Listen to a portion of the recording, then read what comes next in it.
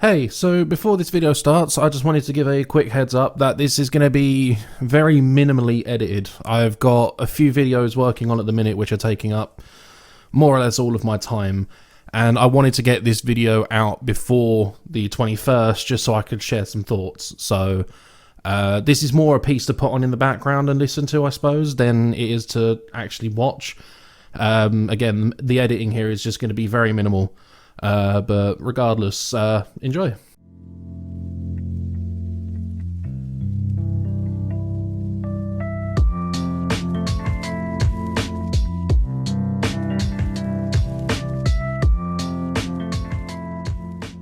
Been sitting on that intro for like 3 months. So it was recently announced that on the 21st of January, we are going to be getting a Resident Evil showcase. It's happening at 10 PM in the UK, 5 PM or 2 PM depending on where you are in America, and 7 PM in Japan time. So it's been labelled the Resident Evil 8 gameplay showcase, but that doesn't necessarily mean that's all we're gonna get. That's why I'm making this, to just kind of discuss what we could potentially see coming out of it. As far as I'm aware, this is most likely being done for the fact that Resident Evil as a whole is coming up to its 25th anniversary. So I'm expecting there's going to be a lot more than just Resident Evil gameplay. But again, we'll get into that as we go. So what can we potentially see from the new gameplay trailer? Obviously, we're going to see how the combat and exploration is going to work. We might see how menuing is going to work, because we've seen screenshots and leaks about menus, which has left some questions. We might finally find out if there's going to be a merchant, like the larger gentleman at the end of the more recent trailer we had. Let's see if he actually is going to be the next merchant. We might see some new enemies, aside from the fact that we've only seen the Wolfman and the maybe vampires. I know in my last video I was like saying vampire women, definitely. And in all honesty, it's only really been implied. Obviously they're not going to be traditional vampires because of the fact that this is always been like a science-based horror experience, in the fact that normally these viruses are man-made. So these could either be genetic experiments or the results of another virus going loose, but I don't believe this is going to be a fantasy, supernatural kind of enemy roster we're going to be going up against. We may see them go through maybe like a lesser part of the plot, maybe like interacting with a few characters.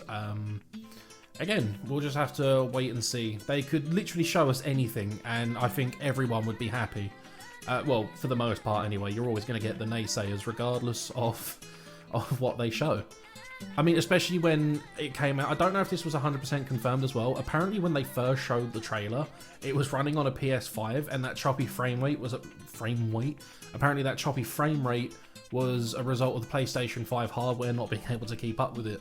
I don't know if that was ever confirmed to be true, and I could do some light research right now to check that, but I'm just going to leave it as the fact that it was rumoured to be. But when all this is said and done, once we've had the gameplay and they're like, oh, isn't this amazing, we might either get the release window or preferably a release date for the game. Again, off the top of my head, I don't remember if they said that this game would be coming in 2021 or if it was going to be a 2022 release. I believe it would be a 2021 release, because I've got something coming up a little bit later on as to why I think this will be the year for Resident Evil 8. They've also talked about the fact that they're going to be showing a multiplayer component. I don't know if they specifically said it's only for Resident Evil 8, kind of like a Resident Evil Resistance kind of thing, or whatever the fuck it was called in the end. I didn't play it. Project Resistance or whatever. So we don't know if it's going to be a multiplayer component to Resident Evil 8. Maybe they're going to be bringing a multiplayer format for mercenaries akin to Resident Evil 6. It might be an entire spin-off standalone multiplayer experience, which, with how their record of going with Operation Raccoon City and the Umbrella Corps, I believe it was, Those games were a tragic mess of flaming hot shizzle. So I believe they would not be willing to promote a new multiplayer experience unless they've got this one absolutely nailed down. But we'll have to wait and see. I've never played Dead by Daylight, but I know they have incorporated like Heather and Pyramid Head from the Silent Hill franchise. I'm unaware if they've added anyone from the Resident Evil series in. They might even, you know, do like a Dead by Daylight Resident Evil crossover event if they haven't done already, but again, I haven't touched that game, completely unaware and unwilling to do slight research. So but the reason I think as well that Resident Evil 8 is going to be a 2021 release is obviously this year, not this year, obviously in March of last year we had Resident Evil 3 release. The year before that we had Resident Evil 2 release, both remakes, and I think everyone is making a logical assumption that 2022 is going to be when we see a Resident Evil 4 remake. I mean, if they were going to go chronologically, it would make more sense for them to do Veronica, but when you compare Code Veronica to Resident Evil 4 and what would definitely sell more money and bring in more news and attention, it would be Resident Evil 4. I'm sure there's die-hard fans out there that would love to play an updated Code Veronica. I, for one, would not mind that at all. But I believe Resident Evil 4 is something we're going to get at some point next year, and they're going to give us Resident Evil 8 at some point this year and allow us to kind of smooth into that. I mean, I'd like to believe that, saying it out loud now, but depending on when they plan on releasing Resident Evil 8, if it's this year, unless they're planning on dropping a huge bombshell that they're actually going to be releasing it in March to keep in line with Resident Evil 2 and 3, if they're releasing it like mid-year, end of the year, I don't think that's enough time for that game to have its moment, for that game to make the impact they're hoping it does, which means when Resident Evil 4 comes around, which would probably be like half a year later or a few months later, depending on when they release it, it might completely overshadow Resident Evil 8. I don't know, Resident Evil 4 is a tricky bag, because it's either going to be amazing, it's going to be like the second coming of Christ, we may have the best Resident Evil experience over again and amplified. But then there's the very real concern that Resident Evil 4 is not going to live up to anyone's expectations or hype. I believe if they made a one-for-one remake and just did like a graphics overhaul like they did with like Spyro Reignited or the Insane Trilogy for Crash Bandicoot, there's going to be people who said, oh, they're just re-releasing the game again, but this time with, you know, like next-gen graphics. I would love that. That's for me personally is the ideal scenario. I wouldn't say I'm a purist, but I do have concerns that if they went the way of Resident Evil 2 and Resident Evil 3, we would get a super streamlined experience that has all these new features and changing plot points and maybe removing or adding scenarios and events that just don't need to be there. Everyone knows and loves Resident Evil 4. It's not the best selling game in the Resident Evil franchise by far. Resident Evil 5, I believe, is... Again, I'd have to do some light research, but this is all off the cuff. But I believe Resident Evil 5 outsold it, and I believe Resident Evil 6 outsold it as well, but through sheer popularity, Resident Evil 4 is like the poster child of the Resident Evil series. Resident Evil 7 really did redefine the concept. It brought it back to actual survival horror instead of like zombies and explosions.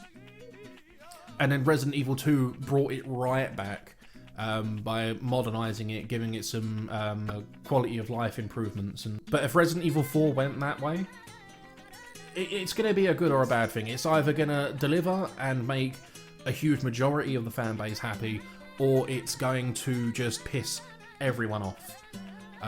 Think of it as like a Kingdom Hearts 3 scenario. I know I've said I wasn't a fan of that game, but that comes from the fact that I hyped that game up so much in my own mind, and everyone else was like, this is going to be the best thing ever. And then because it didn't live up to the expectations we had, it didn't do things that I wanted it to do, it didn't go place, I kind of ruined that game for myself. And there is a very real possibility that that's going to happen in this case with a Resident Evil 4 remake. We're either going to hype this game up to the point where the game we get is going to be slammed for being not what we wanted, not living up to the hype because of that, or it will genuinely be a good game, a good remake, and it will breathe new life into a game that's already like almost 16 years old at this point, like 15 years definitely. And then it gives them more reason to then port it to every future console coming up. It's never going to go away. They might even tease other projects, again, like spin-off games. They might go the way of teasing what I would love to see, and that would be a Dino Crisis remaster or remake, which I know a lot of people have been asking for as well. They might announce that they are actually doing Code Veronica as well as Resident Evil 4, but again, I don't think it's going to be anything that extravagant.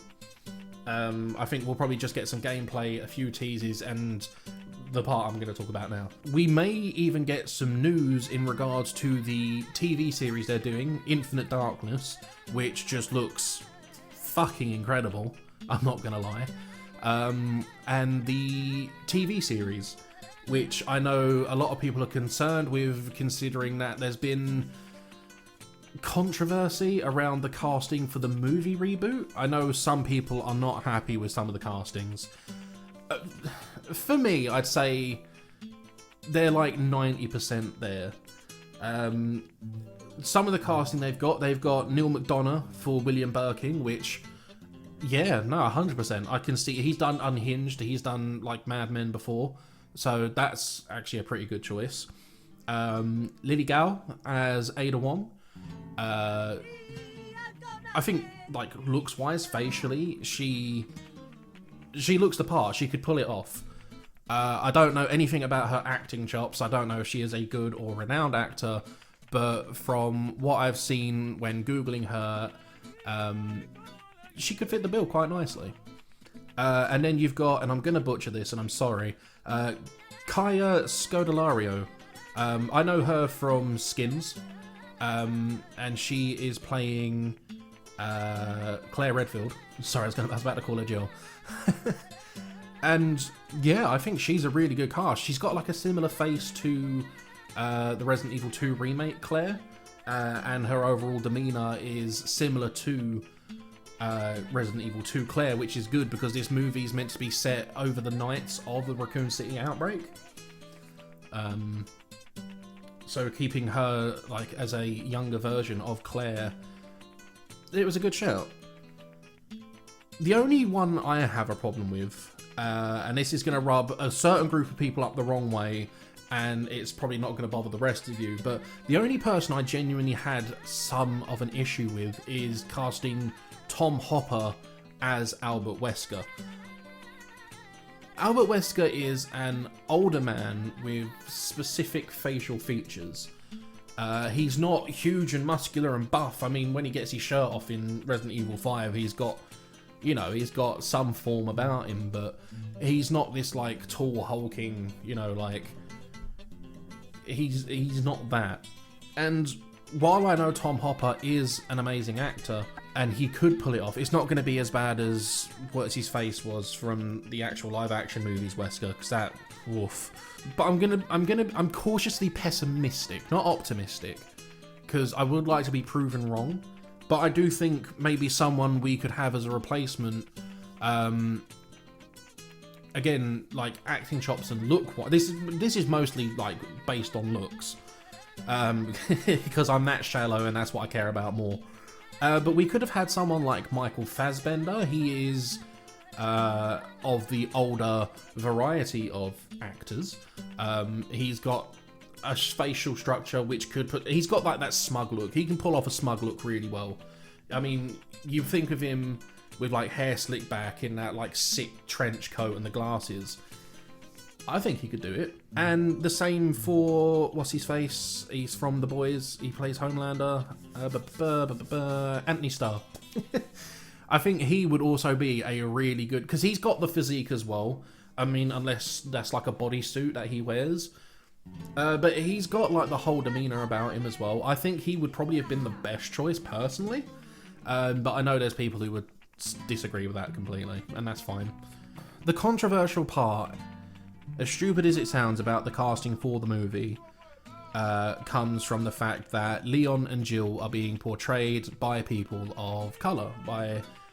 I don't know how to word this, because I know people get funny on the wording you use. They are being played by non-white actors. I don't care that they're people of colour. I don't care at all. This is obviously just an adaptation on the game, on the source material. And to be fair, you can go up in arms about the casting people of colour in these roles, but then you really can't do much worse than the last lot of Resident Evil movies we had, where they absolutely butchered every single character they put on screen just so Mila Jovovich could look like an absolute badass at all times. Like, Paul Anderson just really needs to get over her.